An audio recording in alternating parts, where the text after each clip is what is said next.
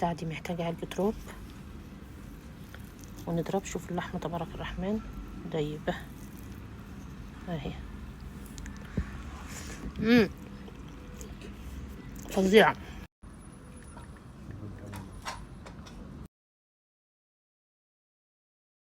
مساء الخير، مساء الورد، مساء السعادة. هجرب اكبس معاكم يا جماعة ستيك مع الرز، يعني اول مرة هعملها بس ان شاء الله انها تظبط معايا.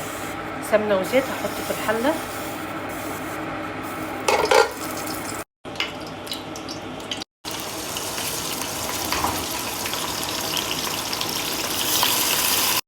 خدت لون، هضيف لها كوباية مية تستوي. تعالوا شوفوا الشكل ما شاء الله بعد ما تقريبا شوفوا دخلت على سوا او استوت.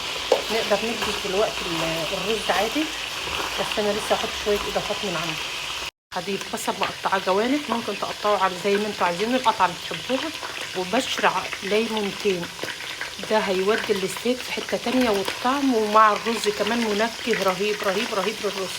مش هكتر في البهارات يا جماعه، البهارات زنجبيل وفلفل اسود وكمون وماجي ورشه زعفران ديت هتنفع في لون الرز، وشويه شطه بس لا اكتر ولا اقل.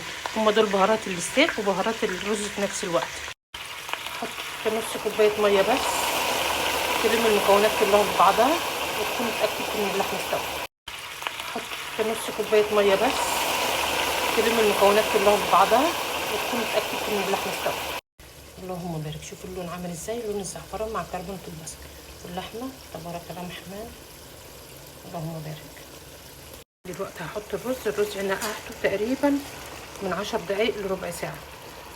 هنا بقى مش هزود الميه كتير، هعمله كانه رز مصري عشان انقع الرز يا جماعه، ما بيخش نفس كميه الميه العاديه. فهمتوني؟ شوف كميه الميه قد ايه.